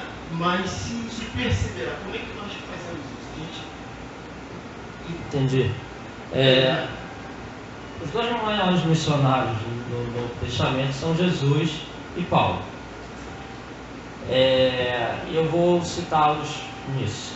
O que acontece? Quando a gente fala de uma liderança, porque normalmente o ensino vem da liderança. O que vai acontecer? Quando a gente fala de uma liderança, a única coisa que a gente pode fazer é aquilo, repreender, exortar, às vezes chamar, não precisa, né, ligar para ele e começar a brigar no telefone, mas chama para conversar e tenta mostrar. Lógico que as pessoas falam assim, eu vivo pela palavra, a gente sabe que nem todo mundo vive pela palavra, porque você vai pegar, você vai mostrar o texto, você vai analisar o texto, o contexto, vai falar de contexto imediato, remoto, histórico, vai fazer uma análise hermenêutica, exegética, e vai falar assim, mas eu não concordo. É o argumento dele, não tem argumento nenhum. Eu acho que não tem nada a ver. Eu já vi isso falando com líderes. O argumento dele falou, eu acho que você está errado. Por quê? Porque eu acho. Era o argumento maravilhoso dele. Eu acho. Então, o que acontece? Lutero ele não tinha como fazer mais do que ele fez. Como que você vai chegar no líder e fazer mais do que o Lutero fez ou que eu tentei fazer com esse outro pastor? Não dá. Então, o que você vai fazer? Você pode, por lei, dependendo do estatuto da igreja, levantar e como é que está, levantar uma Assembleia Geral. Tu vai levantar uma Assembleia Geral? Normalmente quem está vendo a ortodoxia da igreja é 2 ou 3, o resto está batendo palma, dando glória a Deus e aleluia. Então ele não está analisando a coisa, ou às vezes que não teve capacitação para, não estou falando que é menos inteligente, estou falando que não teve essa visão, estudo para isso. Então, como é que tu faz uma Assembleia Geral? Você vai perder. Infelizmente, a melhor forma de você combater essas pessoas que vêm a trazer heresia dentro da igreja, e agradeço por tudo, muito obrigado, estou me transferindo. Por quê? Porque sozinho ninguém. Se aquele líder ficar sozinho, ele vai influenciar quem? Ele vai enganar quem? Só tem ele. Imagine você na rua, sozinho, tu vai conversar com quem? Só tem você. É a mesma coisa. Então, o que a gente pode fazer é trazer algumas coisas que eu trouxe no livro, é trazer como alguns falam na internet, alguns falam em palestra, alguns falam na pregação, que existem 2 poderes na igreja. A liderança, que às vezes dá para ser alterada, e às vezes não, é depender do estatuto, e também da força que ela tem ali, também da igreja, se vai ter noção disso. E a outra é o microfone. O microfone, muitas das vezes, não está no poder da liderança. Por quê? Vamos supor, lá na igreja que eu dirijo, eu monto as casas de pregação. Eu convido também pastores de fora a ministrar. Quem está dando o microfone na mão dessas pessoas sou eu. O que acontece? A igreja pode se privar de dar o microfone na mão de certas pessoas. Está entendendo? É uma saída. E a outra saída é trazer ao povo o ensinamento bíblico, teológico, e que às vezes a gente vai ter que levar sem eles virem a nós. Porque às vezes eles não vão nos nossos cursos, às vezes eles não vão nas nossas palestras, às vezes eles não vão comprar os nossos livros. Mas a gente pode falar um pouquinho no meio de uma pregação, como eu costumo falar, vem pregando, daqui a pouco dá um soco na costela, assim, né? Então, para a pessoa ver se ela acorda. A mesma coisa, às vezes dá para trazer um entendimento no Facebook. O que a gente pode fazer é alertar as pessoas. Acaba que, infelizmente, e pedir ao Espírito Santo de Deus para trabalhar no coração. Né? Amém? Amém, meus irmãos. Vamos encerrar a palestra agora. Agradecemos aos irmãos. O momento que eu mais gosto é esse momento de perguntas e respostas. Sempre é muito bom. Até porque as perguntas são normalmente muito inteligentes. Né? Os irmãos estão de parabéns quando tem uma palestra como essa e fazem determinadas perguntas. Tem hora que deixa a gente um pouco em saia justa. Né? As perguntas muito bem elaboradas, enfim. Mas é sempre muito enriquecedor, né? Que o autor sempre responde de muita altura, né? Trazendo esclarecimento e enriquecendo ainda mais assim, a palestra. Prezados, o livro do Roldan está aqui, não sei quem já adquiriu. O livro é novo, né? Ele chegou há muito pouco tempo, então eu quero crer que assim, nem todos têm, né? Mas o livro do Roldan está aqui. Quem desejar pode estar adquirindo o livro, né? Pode pegar aqui em cima e depois pagar lá embaixo no caixa, no primeiro piso. E o Roldan pode estar fazendo aqui uma dedicatória para você, carinhosa, também. E você tem redes sociais, né, Luiz? Tem. Quer deixar o pessoal para... Então, o meu Facebook, joga lá Luiz, com S, e Roldan, R-O-L-D-A-N. Então você compra o livro e copia o nome que está no livro. E acha. É melhor, o nome dele é muito complicado. Entendeu? Eu te aconselho a comprar o livro. Eu estou de camisa preta segurando os outros 2 livros, tá bom? No Facebook. E por lá você pode estar entrando em contato comigo, quiser meu WhatsApp, pegar aqui ou pegar lá pelo Facebook, tá bom? Então, estamos encerrados. Quem desejar, vamos pegar o livro aqui, tomar aqui o centro e o Roldan vai estar dedicando para vocês.